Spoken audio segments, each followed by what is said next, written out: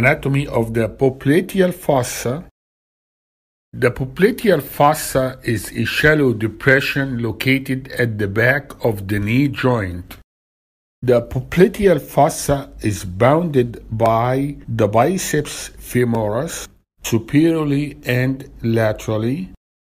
The biceps femoris is inserted into the fibular head, so it is a lateral structure.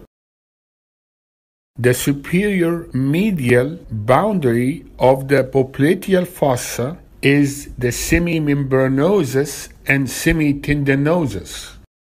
They are part of the pes anserinus that inserted medially on the tibia, so they are medial structures. The inferior and medial boundary of the space is made by the medial head of the gastrocnemius. The inferior and lateral boundary of the space is made by the lateral head of the gastrocnemius and the plantaris.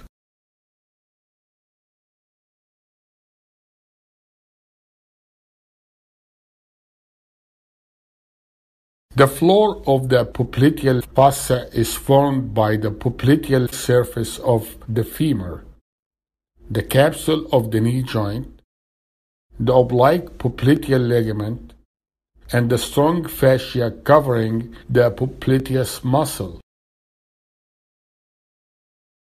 Structures within the popliteal fossa are the following from medial to lateral: the popliteal artery, the popliteal vein, and the small saphenous vein, the tibial nerve.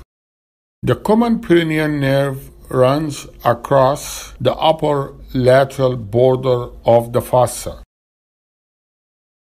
Posteriorly, the skin and the deep popliteal fascia forms the roof of the popliteal fossa. Baker's cyst is an interesting clinical entity of the popliteal fossa. The Baker's cyst lies between the semimembranosus and the medial gastrocnemius. The Baker's cyst is commonly caused by knee arthritis or meniscal tear.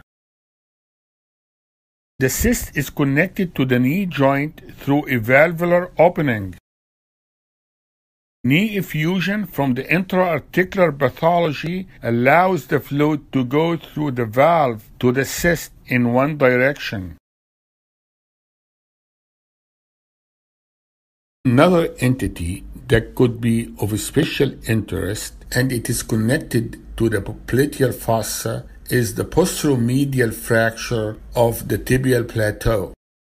This fracture must be recognized, and if you see it and it is displaced, you need to fix that fracture.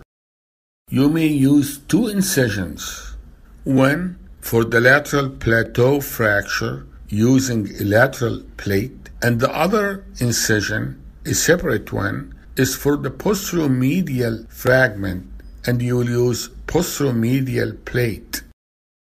That posteromedial incision will be placed between the semimembranosus and the medial head of the gastrocnemius.